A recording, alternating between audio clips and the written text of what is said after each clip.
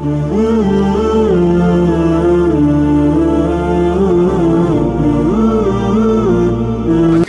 நல்லா இருக்கீங்களா? நான் உங்கள் சென்னை மோமோ கடைக்கு வந்து மொய்தீன் பேசுகிறேன். அதாவது நிறைய கஸ்டமர் வந்து பிளட்டு ஹீமோகுளோபின் அதிகமாகிறதுக்கு என்ன சாப்பிடலான்னு கேட்குறாங்க. அதுக்கு நம்ம சொல்லக்கூடிய விஷயம் ஒரு 3 பொருளை நம்ம சொல்கிறோம். முதல் விஷயம் டேட்ஸ், பேரிச்சம்பழங்களை சாப்பிடுன்னு சொல்கிறோம். கூடவே கருப்பு திராட்சை, விதைவுள்ள கருப்பு திராட்சை சொல்கிறோம். ப்ளஸ்ஸு அத்திப்பழத்தை சொல்கிறோம்.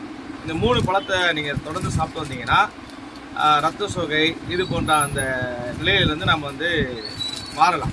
இப்போ பிளட்டு வந்து நம்மளுடைய உடம்பில் எப்பவுமே இருந்து கொண்டு இருப்பதற்காக ஹீமோகுளோபின் கூடுவதற்காக இது பயன்பாடாக இருக்குது. இது ஒரு பக்கம் இருந்தாலும் கூட சின்ன ஒரு விழிப்புணர்வு ஒரு கருத்தை வந்து இந்த வீடியோவில் நான் சொல்ல போகிறேன். என்னென்னா, இப்போது கடந்த ஆகஸ்ட் 15 இரத்த தானம் செய்வதற்காக நம்ம அரசு மருத்துவமனைக்கு போயிட்டு இருக்கோம். அங்கே நீங்கள் பார்த்தீங்கன்னா மருத்துவ வங்கியினுடைய மருத்துவ வங்கியினுடைய அதிகாரிகள் சொல்லக்கூடிய விஷயம், யாரெல்லாம் இரத்த தானம் செய்யக்கூடாது என்ற ஒரு கருத்தை வந்து சொல்கிறாங்க. அதில் முதல் விஷயம், ஆல்கஹால் உட்கொள்ளக்கூடியவர்கள், அதாவது மது பழக்கத்துக்குள்ளானவங்க கட்டாயமாக இரத்த தானம் செய்ய முடியாது. அதுக்கடுத்து நீங்கள் பார்த்தீங்கன்னா 1 வருடத்துக்கு முன்பாக மருத்துவ பரிசோதனை, அதாவது அறுவை சிகிச்சை செஞ்சவங்க, அவங்க இரத்த தானம் செய்து கொள்ள முடியாது. அதே போல் ஏதாவது உடல் வியாதிகளுக்காக மாத்திரைகளை உட்கொள்ளக்கூடியவங்க, சாப்பிடக்கூடியவங்க இரத்த தானம் செய்ய முடியாது. அதே போல் சுகர் உள்ளவங்க, ப்ரெஷர் உள்ளவங்க, இவங்க என்ன செஞ்ச இரத்த தானம் செய்ய முடியாது. கூடவே அவங்க ஆச்சரியமான ஒரு விஷயத்த சொன்னாங்க. என்னன்னா, பச்சை குத்தி கொள்ளக்கூடியவர்கள், இன்னைக்கு டெட்டோவா நிறைய ஃபேஷன் ஆகிடுச்சு இளைஞர்கள் மத்தியில்.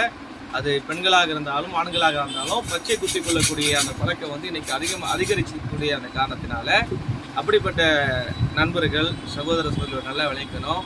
பச்சை குத்தி கொள்ளக்கூடிய ரத்தத்தை பிறருக்கு மருத்துவர்கள் எடுத்து கொடுக்க மாட்டாங்க என்ற ஒரு தகவலையும் அங்கே இருக்கக்கூடிய இரத்த வங்கியில் இருக்கக்கூடிய மருத்துவர்கள் தெரிவித்தாங்க. அப்போ ஒரு விழிப்புணர்வாக நாம் சொல்லக்கூடிய விஷயம், இந்த நவீன நாகரிகத்தில் நாம் என்ன செய்யறோம், பச்சை குத்தி கொண்டு நாம் இருக்கிறோம். நம்முடைய உறவுகளோ அல்லது நண்பர்களோ நம் நேசத்திற்குரிய மக்களோ யாருக்காவது ரத்தம் தேவை என்று சொன்னால் நாம் பச்சை கொத்திக் கொள்வதன் மூலமாக ரத்தத்தை நாம் கொடுப்பதற்கு முன் வந்தாலும் அவங்க மருத்துவர்கள் எடுப்பதற்கு தயாராக இருக்க மாட்டாங்க. ஆக இப்படி இந்த நவீன நாகரிகத்திலிருந்து இந்த இளைய சமுதாயத்தை பாதுகாக்க வேண்டிய பொறுப்பு நமக்கு இருக்குது. ஏன்னு சொன்னால், இப்போ யாருக்கா ரத்தம் தேவைன்னு வைங்களேன், நம்ம என்ன பண்ணுறோன்னா, யாரெல்லாம் ரத்த தானம் பண்ணுறாங்களோ அவங்கள அணுகணும். என்னுடைய குடும்பத்தினுடைய தந்தைக்கு ரத்தம் தேவைன்னா அதை கொடுப்பதற்கு நான் முன் வரணும். என்னுடைய சகோதரிக்கு ரத்தம் தேவைன்னா கொடுப்பதற்கு நான் முன் வரணும். இப்படி நாம் முன் வராமல் நம்முடைய குடும்பத்தில் இருக்கக்கூடிய யாருக்காவது ரத்தம் தேவைன்னா நம்ம என்ன செய்யறோம், அடுத்தடுத்து வெவ்வேறு மக்களை வந்து நம்ம அழைக்கிறோம். இந்த பழக்கத்தையே நம்ம மாற்றணும். அப்போ நம்முடைய குடும்பத்தில் இருக்கக்கூடிய யாருக்காவது ரத்தம் தேவை என்று சொன்னால் நம்முடைய ரத்தம் அவங்களுக்கு ஒரே குரூப்பாக இருக்கும் பட்சத்தில் நிச்சயமாக மருத்துவர்கள் எடுத்துக்கொள்வார்கள். இல்லாட்டி ஆல்டர்னேட்டிவ் குரூப் இருந்தாலும் பரவாயில்லனாலும் நம்ம என்ன செய்யலாம், ரத்தம் கொடுக்கலாம். ஆக இந்த ஒரு விழிப்புணர்வு பதிவை நீங்கள் உங்களுடைய உறவுகளுக்கு மத்தியில், நண்பர்களுக்கு மத்தியில் எடுத்து கொண்டு சேர்ப்பது உங்களுடைய பொறுப்பு.